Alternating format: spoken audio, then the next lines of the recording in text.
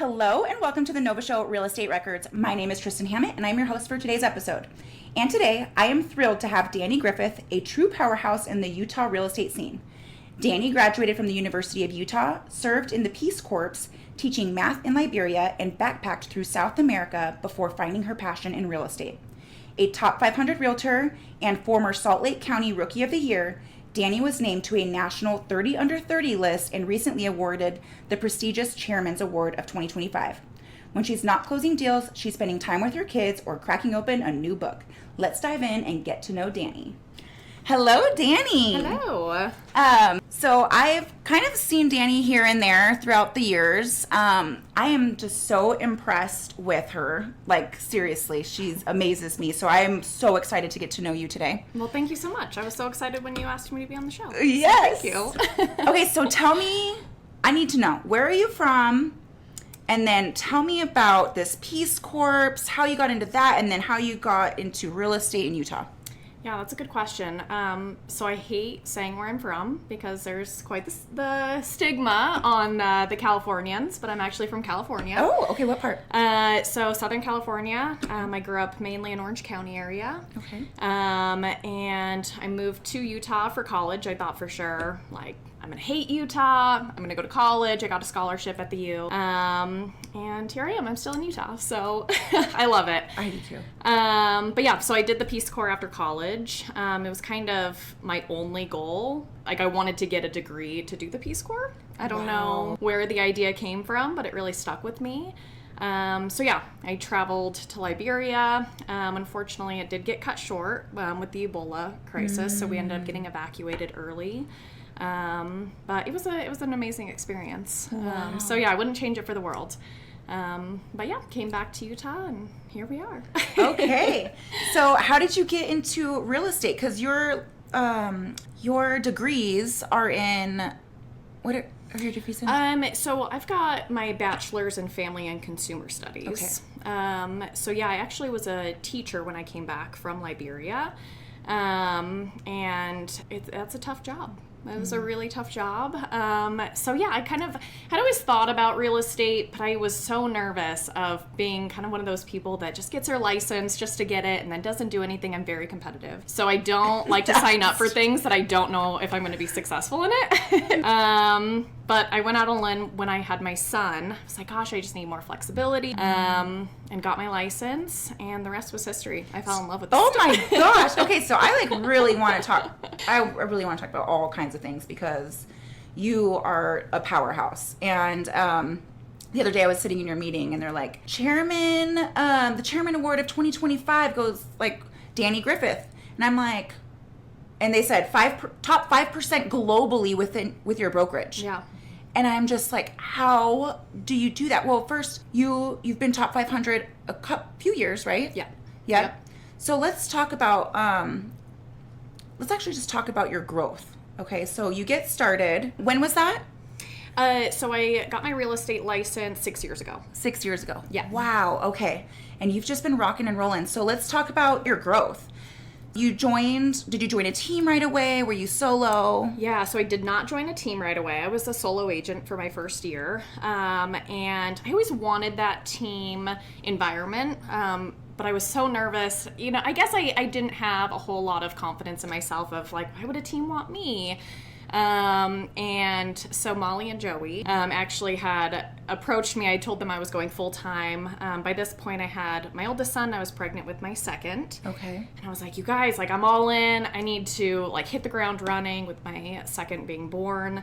And they asked me to join their team. Okay. Which was, I mean, honestly, I 100% like all my success, I truly believe stemmed from joining their team. Amazing. Yeah, like they're just powerhouses, and I do believe you come who you surround yourself with. Mm-hmm. And being with Molly and Joey, I was like, I mean, I have no other option. I have to be successful. Yes. Like I can't be seen with them and be the lowest hanging fruit, right? So, so yeah, the rest was history. After that, I was like, I'll follow you guys wherever. Okay, so at that time, did they provide leads or how did you get your first deal? So my first year, I was not really a stay-at-home mom, but I had my son. And so I had to find activity that I could bring him to. I couldn't afford daycare at the time. So I started going to moms groups events. Okay. And that was like my big thing. Every single deal I did in my first year came from a moms group event. Amazing. So I would just go in, and Joey had taught me the Ford method: family, occupation, recreation, dreams. Get out the word that you're in real estate. And I'll never forget, a month after I got my license, I went to a mom's event, and I was like, oh, I'm in real estate. And I just tried to have confidence, like, I know what I'm talking about. And she texted me that day and was like, my husband and I just moved here, and we want to buy a house in Sandy. Can you help us? And I was like, oh my gosh, yes, of course. So, yeah, and then it just kind of turned into, like, that was my bread and butter, was talking to moms. Okay. So. And that's kind of genius. I've heard that from some other mom agents. Yeah. They're like, I just immerse myself wherever my kids are doing. Yeah. Get involved with the PTA or sports or whatever Absolutely. it is. So it's like, and childcare is so expensive. So that's crazy. So smart that you're making both worlds into one. And it was, honestly, and then once I joined the team, it was kind of on the basis that if they were too busy, I would help out here and there on their buyer deals, which is, I think it really just gave me the confidence of like, okay, I know what I'm doing. They have confidence in me. So I feel like that kind of kick-started my ability to go out and start prospecting and feeling confident about what I was doing. So Okay. So, yeah. And that's another thing, like you're not from here. So I'm sure you had some like college friends that you had made, but yeah, not being from here. Yeah. And then also, I know when I moved here, I actually did join mom groups because you just don't know anyone. You've Absolutely. got small kids and you're like, I need friends. Yeah. So that's so brilliant. Do you still like go to mom groups and... You know, it's been a while. I still have connections that I made in the moms groups, but at this point, I'm full-time agent. My kids are in school now, so it's one of those things that, I mean, if it's like a weekend and it falls, I'll go, but not too much. Okay. Yeah. So let's talk about how you've, because now you're at a brokerage and are you still like on a team or not really? Not really, no. Okay. No. But it does have the team feeling. It does. Which is so nice. Yeah. You guys do everything together and you all support each other. Yeah. Whether it's you've got a listing and everyone's going to go door knock the neighborhood and throw parties. So how do you feel like that's helped you in your business?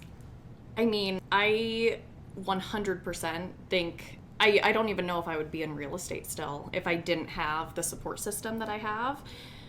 It is so special what we have at our brokerage. We're just like you said, we're not competition. We are collaboration 100% of the time. And I think that it really it makes it exciting where we come into work and we're vibing off each other and we're passing ideas. And then you've got 15 agents that are out door knocking for your listing and they're getting business and you're getting business. Like, it just really creates the environment of there is so much opportunity out there for everyone. Yes. It doesn't have to be a dog-eat-dog industry. Yeah. And on top of that, our brokerage, we are very selective on which agents are here, right? Like, you have to be producing, you have to be, wanting to get the business. It's not just, I got my license and I'm never going to do anything with it.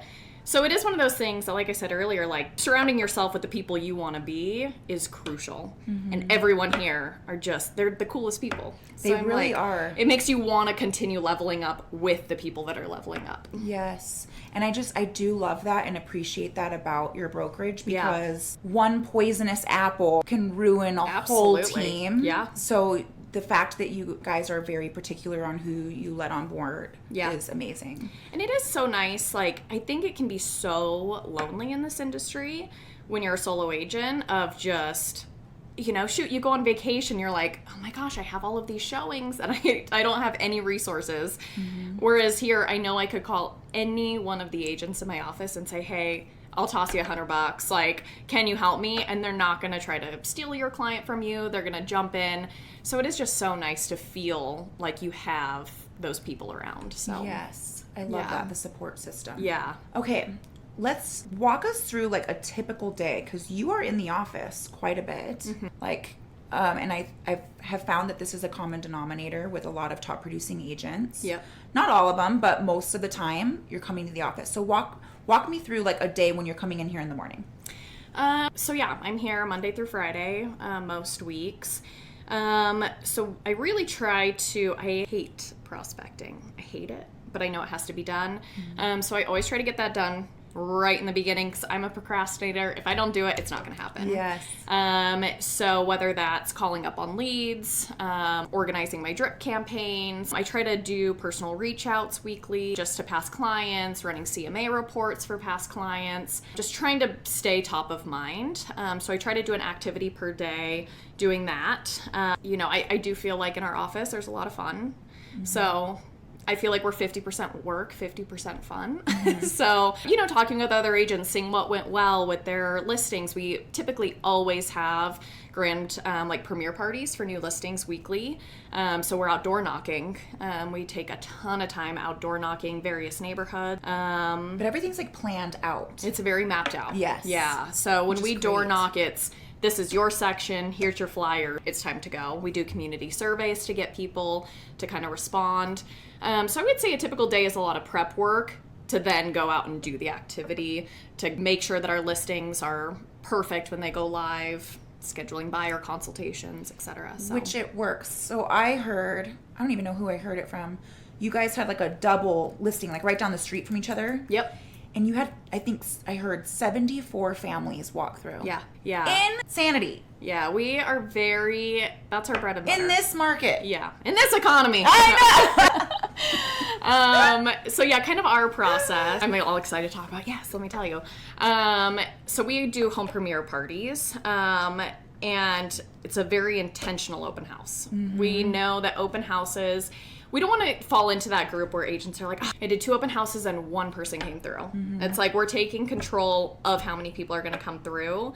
And we want to cram as many people in that open house as possible to then create that like fear of missing out. We want the actual buyers that are coming through saying, oh my gosh, there's so many people here. If I don't put an offer, I'm going to lose it. Yeah. And we do like to piggyback on each other of like, okay, we're going to hold them open at the same time. And we'll do, like we gave away a Nintendo Switch. Okay. If you went to both houses, you got entered in to win the Nintendo Switch, and it was bananas. Like, so buyers awesome. Will go to both houses if you bribe them. Yeah, if you bribe them. Yeah. And it's been hugely successful. So. Wow. I heard that, and I was like, what? Yeah. That is, and was it rainy, or like it wasn't the best weather or something? Most of them or aren't. Like overcloud, it's overcloud. Overcast. Overcast. Yeah. Thank you. But yeah, like it wasn't like the best conditions, but you guys still. Yeah. So one thing that we also do is we always cater them. People will come for food. Yeah. We've learned. So we will, if it's nice out, we do a taco truck, which really brings the neighborhood together. Or we'll cater Chick-fil-A. If you're in Utah County, people love Chick-fil-A out there. So yeah, we kind of just tailor it to the market that we're in to really see what will bring people in. Okay. Yeah. So I want to go back to when you said that you prospect first thing in the morning. And you said you follow up on leads. Where are you getting your leads from? Good question. So a lot of my prospecting, I focus really heavily on my SOI. I feel like that's the most bang for my buck. Asking for referrals from past clients. Just seeing how their houses work and then ask them if they know of anyone that needs to buy or sell. We also do Facebook leads. So we do kind of the geofencing around listings. Okay. And that's actually been hugely successful. Wow. Of just people clicking and saying, yeah, I want to learn more. And 9 times out of 10, the house doesn't fit. But yay, I'm an agent and I can help you find whatever you're looking for. Amazing. So that honestly has been a game changer. Does that just get divvied up between all of you? So we've kind of been doing our test campaigns on it before we're able to kind of roll it out. We were pretty selective on the listings. I had a handful of listings all in one place. So we just did a geofence around that to test it out. Okay. So then we can kind of figure out how to maneuver that and make it work for everybody's listings, where it's like, we're going to be able to offer this with your listing package, and you're going to get some leads from it. Yeah, that's so smart, because you're actually going straight to the consumer. Exactly. Rather than them having to search. And it's a double whammy, right? Like, you're marketing your listing and you're getting leads. Like, our thing is if we're going to take a listing, we want to get 2 to 3 clients from each listing. Wow. Yeah. Okay, so past couple of years, few years, you've made top 500. Mm-hmm. What do you think has helped you get there? I would say the people that I surround myself with. I mean, this office in particular is just such a powerhouse of agents. I think that it's such a small-minded thing to say what I do works and I'm not willing to fix what I do. And just collaborating and really seeing like, oh my gosh, you did that and it worked so well. I would have never thought to do that. Right. I'm going to try that on my next listing because I feel comfortable with that. And really just sticking to your comfort levels. I tried so hard to do the expired cold calls. Hated it. Yeah. I hate, like, it just wasn't me. Like, it felt so scripted. People were not nice. So I think just finding my niche and following it and continuing to do that. Also, I would say just treating my past clients like my family. Like, I try to stay in contact with them.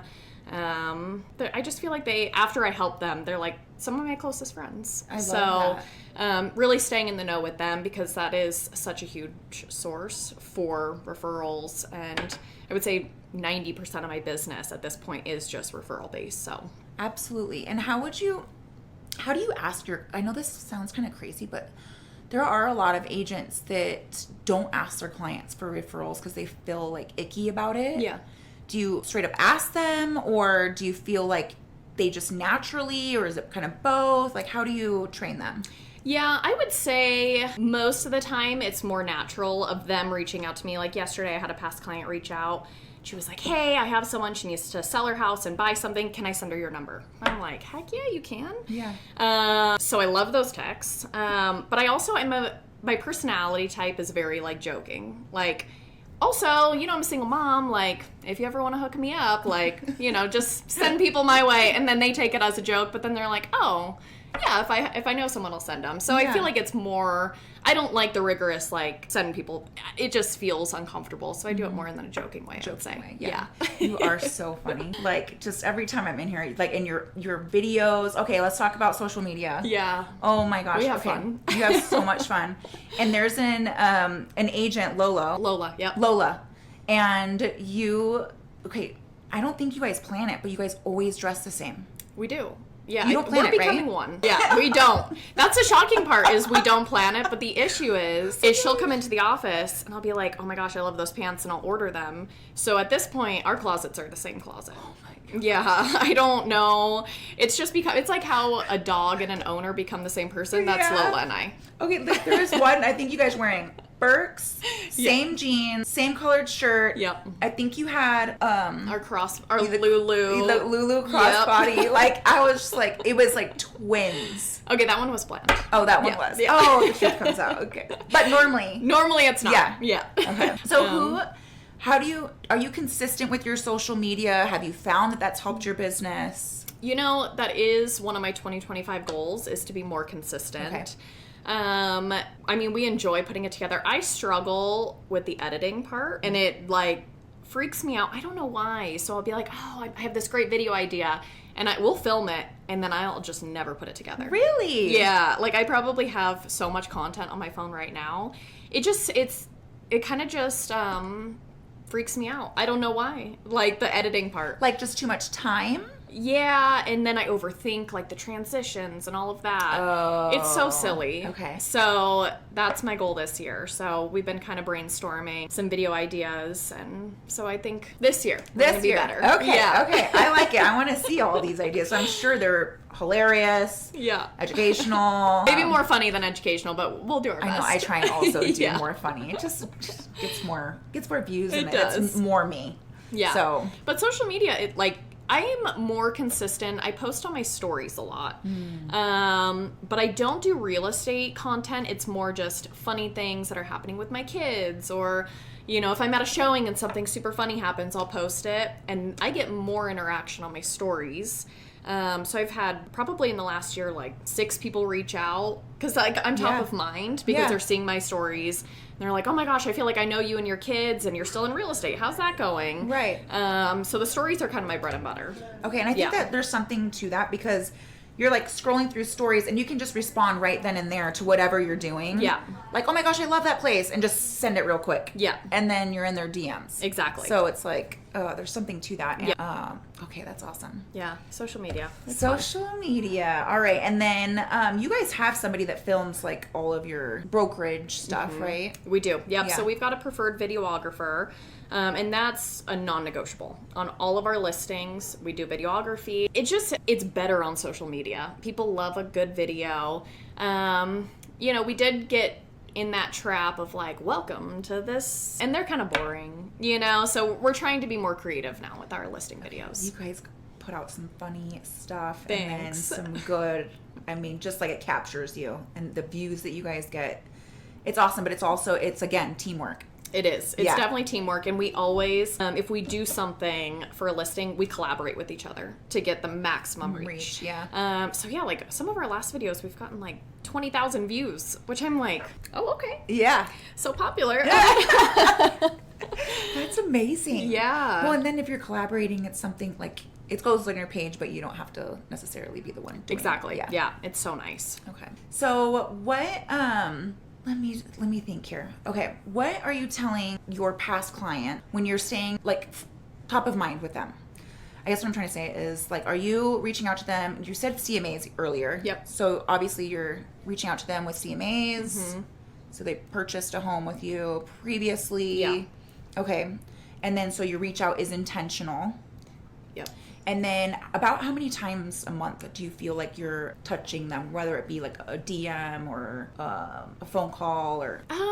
You know, I don't have like a rigorous, like I have to talk to these people. I like it to be organic. I hate, like, it makes me uncomfortable just to call them and be like, let me tell you about the real estate market. Like, it just doesn't feel organic. Yeah. So if I see they did something, you know, they went to Disneyland, I'm going to reach out. Oh my gosh, how was Disneyland? Where'd your dog go? You know, and kind of trying to stay top of mind in that way where it feels organic. But also I'm genuinely interested. Yeah. Or I love when I start seeing they're doing home projects where I'm like, oh my gosh, like you actually did that project. I bet you that's going to be so fun as an agent to see Yeah. like a home that you help somebody get into and then they're like making it theirs. Absolutely. now. And it's always fun, like during the Christmas time, obviously saying happy holidays, but a lot of my clients, that's something that I hear all the time is like, where would I put my Christmas tree? Like they start to visualize that. So I'll reach out to them around Christmas, like, so where'd you put your tree? Oh, and remember that. Yeah, like send me a photo of where you put it. Because, you know, we'll brainstorm. Like, oh, I could put it in that corner. I could put it over here. So it's just a really easy way to say, like, send me a picture. Like, I want to see, or, you know, did you get those chairs that you really wanted? So, yeah, I don't know if that answers your question. So I don't have, like, a strict thing. I want it to be organic. Yeah. And just fluid. Okay. Yeah. I don't want them to ever feel like it was a business transaction. Like, I want them to be like, oh, this is my friend. And that's like, actually what happens. Exactly. So it's like, okay. Yeah. Like, I'm trying to be invited to the barbecue. Yeah. You know? Yeah. Okay, speaking of that, do you have client events at your brokerage? We do. It is something that I personally want to focus more on. So we have done events, like we rented out the movie theater and invited our clients. I personally have never done one just for my clients. Okay. But that is something that I've been kind of turning in my head of like, I really want to do that. So yeah, yes and no. Okay. Yeah. Okay. We should probably do it more consistent. We do like a golf tournament every year. Yes. Well, which and is you guys great- are, I don't even think you've been a year yet, have you? Just over a year. Just over a year? Yeah, we just hit our year mark. Yeah. So yeah, I mean, I guess technically, yeah, we do a golf tournament. We'll rent out the movie theater. We've talked about doing like Cowabunga Bay. So That'd be fun. yeah. Yeah. Awesome. Yeah. Okay. And what are you telling, so if you have a buyer that reached out to you today, Mm-hmm. what are you telling them? If they're like, hey, Dani, I think I'm ready. What are you telling them about the market? Is it hot? Is it multiple offers? What's going on out there? Yeah, I mean, I think there is some people that are like, oh, houses are just sitting and, you know, it's the slowest market, which I just don't think is accurate. I think if a house is priced well and it's show ready, you're likely to get a few offers. Maybe not, we're not 2021, right, where they're getting 70 offers. But I personally think that if you're ready to buy, it is the perfect time to buy. I think interest rates are buyers are nervous about it. Oh, I'll just wait till interest rates go down. But the reality of it is if interest rates go down, every buyer that's been waiting for interest rates to go down are now in the market. Yes. So now you're back to that multiple offer situation. You're back to 2021. Now you've already been waiting for 3 years. Exactly. And so it's one of those things, it's like, let's get in now. Yeah, obviously we want to make sure the payment works, but let's refi when rates go down. Yeah. Right? Like, let's not go through the multiple offer. Let's get you some closing costs if we can. I just think it's kind of the best of both worlds, where we're kind of toggling on, there's talk that rates are going to go down. Like, just hold on to it for the next 6 to 8 months and then refi when rates go down. Yeah, absolutely. Like, I would hate, 2021 killed me. Like, just these poor first-time home buyers that could not compete. Yeah. Like, when you're seeing $50,000 over list, appraisal waivers, they're having to pay for all their closing costs. I mean, it was impossible. Mm-hmm. So now is such a good time where you're still getting a good price. Yes, the interest rate sucks, but it is what it is. Like, you're going to get into a home, and if you want to buy, like, don't miss out on that equity growth between now and when you want to formally buy. Are you helping more buyers or sellers right now? I would say it's probably 60-40 sellers to buyers. Okay. Yeah, I feel like I'm at the stage in my career where when I first started, I was a buyer's agent through and through. I don't think I had my first listing until a year or two. Oh, wow. Now a ton of my buyers that bought 6 years ago are now selling. So it's really fun to say, like, oh, your first home, it was great. Now you have 2 babies, and so we're going to upgrade and get the next place. So is that kind of why you're seeing sellers moving? Because they're growing families? Exactly. Okay. I think especially, like, my target buyer demographic, they were the younger moms, the younger families that had a baby, and they had 1 back then, and now they've got 2 to 3. Mm-hmm. And so more space. That 2-bedroom home that they thought would last them for 7 years just isn't working anymore. So yeah. Yeah. Do you specialize in one area over like another? Not necessarily, no. I would say in the beginning, my specialty were first-time home buyers. Coming from an educator background, I loved first-time home buyers. I felt like I got the best of both worlds, where I got to teach them like the process, and they were so excited. Whereas now, I don't care if your budget is $250,000 or $2,500,000. Like, I'm here for it. I'm ready. I love that you said that because of your educator background, like, you love the first-time home. There is something just so special about, and I'm sure for you, it's so gratifying to know that, like, they don't even really know what they're, like, getting into, but, like, they are creating wealth. And 100%. It's going to be, if they can stick with it and just, like, hold on to it for a few years, the amount of equity that they can build. Absolutely. Like, you wouldn't be able to do that with any other investment. Yeah. So it's like, it is I bet so powerful. Yeah. It's exciting. And I think that's one thing.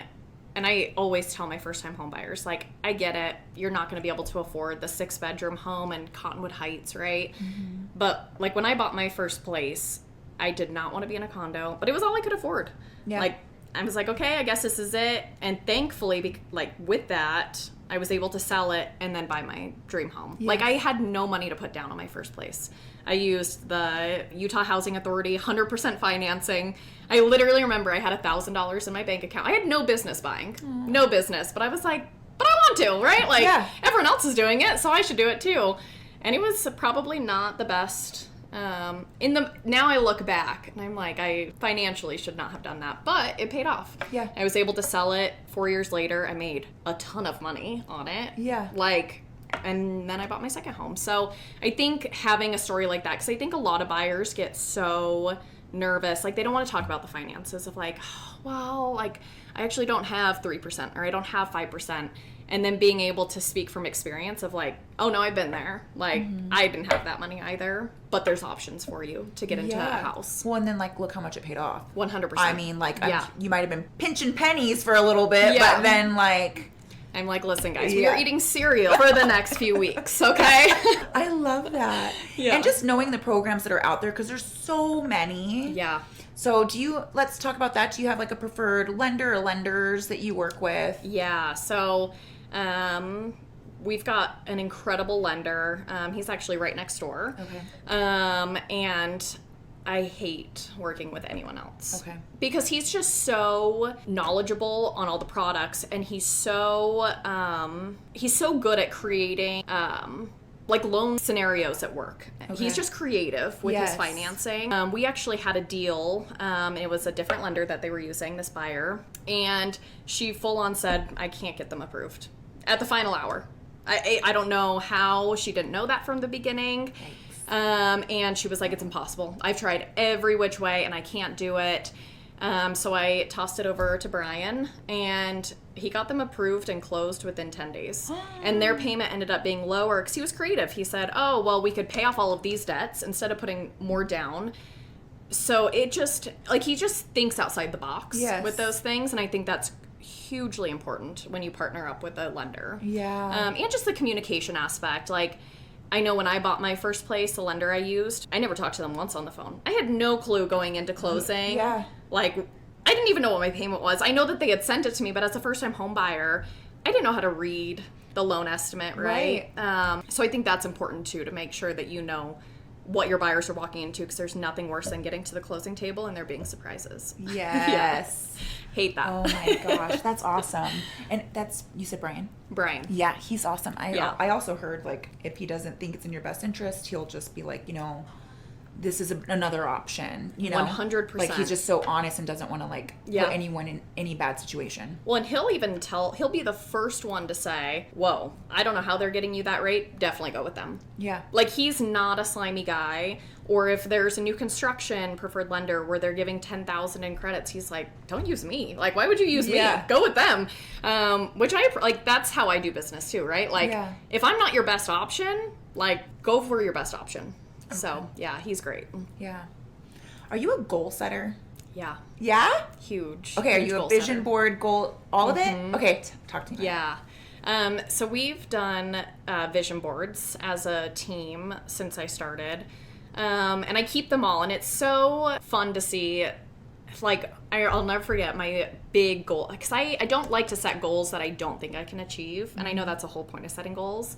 But I remember there was this one vision board. I had never made 6 figures in a year, and I put $120,000 on my vision board, and I put Realtor 500, and I remember just sitting there staring at it, like, how is that even possible? Like, I made $30,000 last year. Yeah. Like, there's no way. But yeah, I ended up hitting it. I don't think I hit Realtor 500. I was like just shy of it. But I do feel like there's nothing more validating than being like, yeah, I crushed that. Yeah. I love that you save them. Yeah. I need to start saving mine. And it's kind of like sad a little bit to see what your goals are previous. Like, there was one vision board. It was like, I'm going to run 2 miles a day, and maybe, I hope I get 5 deals this year. You know, like, those are my stretch goals. Yeah. And now I'm like, no. Like, 5 in a month. Yeah, exactly. So it's cool to see your progression when you keep them, so. Okay. What are your goals, like, typically in a year? So they change. Okay. And it's funny, Lola and I were just talking about this yesterday of, like, at what point is enough? And that's where I struggle is, like, if I hit Realtor 500, I want to hit 250 next year. Like, I feel like I always have to one-up myself. So yeah, this year, I'd love to do, like, roughly, like, 30 million in volume would be my goal. Okay. So I don't know what that equates to, like, where you would be in the chain, but, yeah, I think my focus is more on, like, gross volume, than anything. Okay. Yeah. And what activities are you like, I have to do this in order to achieve these goals? I mean, the door knocking, getting out there. I'm a huge believer in, like, what you put out, you get back. Mm-hmm.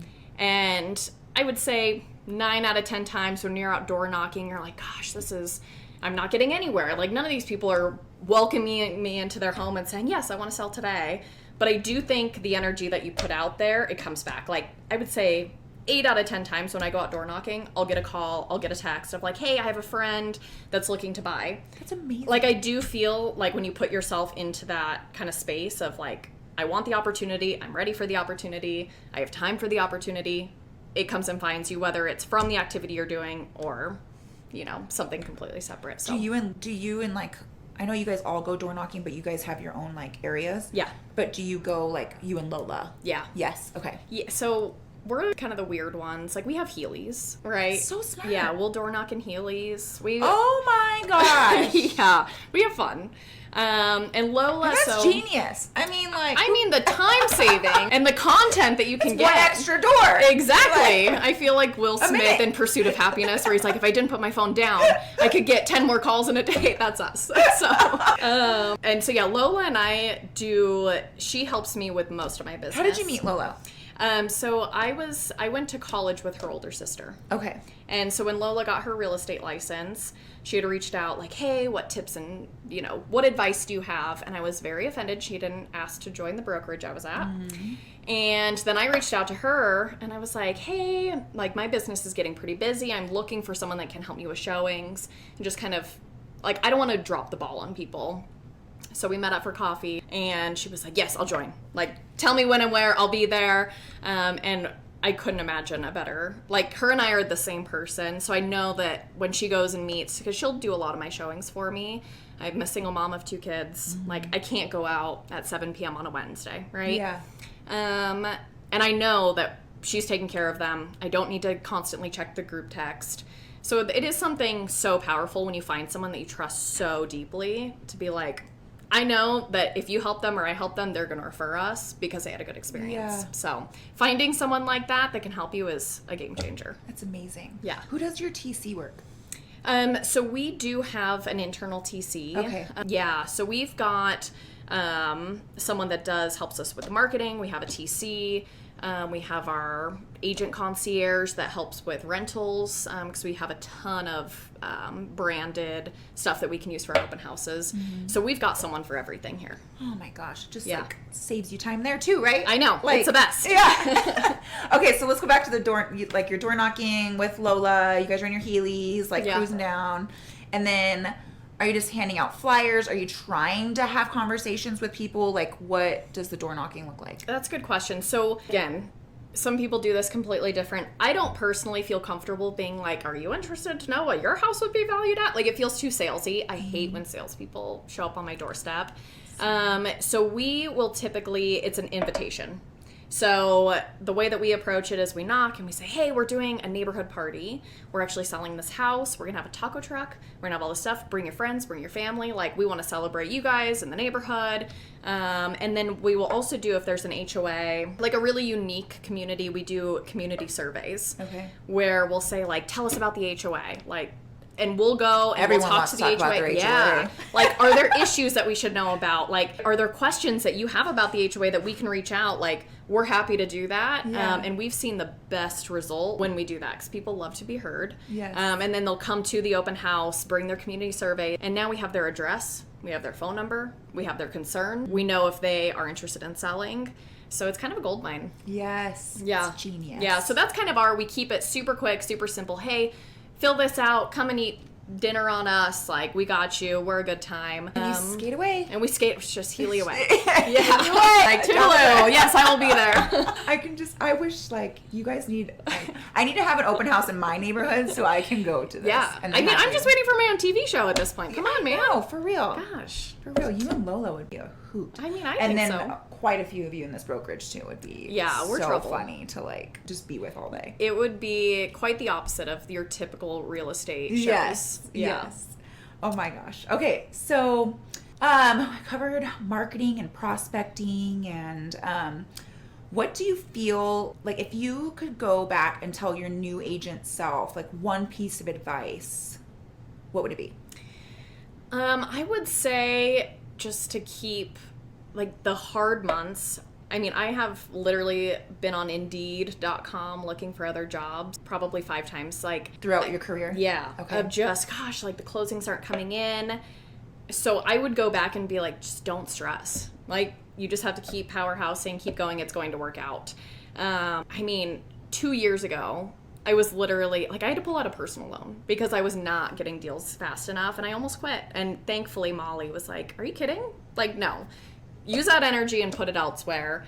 And then I had the best year of my life, like, literally that year. Wow. Yeah. So it's one of those things of just having the confidence, telling myself, have confidence in what you're doing, it's going to work out.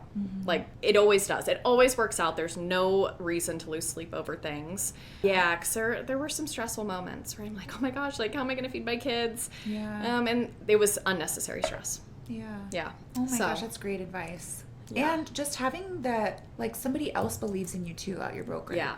You know, like, girl, you got this. Yeah. Like, you don't need that. Well, and that's one of those things that, like, calling the wrong person would have said, man, I told you real estate is so volatile. True. Like, I know some places that are hiring, you can make $35,000 a year. Like, talking to the wrong person in that moment could have spiraled versus stop feeling bad for yourself. Like, what have you done to prospect? Yeah. Like, really holding you accountable of, oh yeah, you're right. I have been just going into the office and chatting with people, right? Like, Yeah. I think surrounding yourself with those people that are like, you're better than that. Get out there, do it. Like, those are the people you need to keep. So, Amazing. and that's Molly. She'll call me out on my I love stuff. that. You Yeah. need those people for sure. I Yeah. need those people. Yeah. Okay, and then so I know some of your goal this year, we want 30 million volume, Yeah.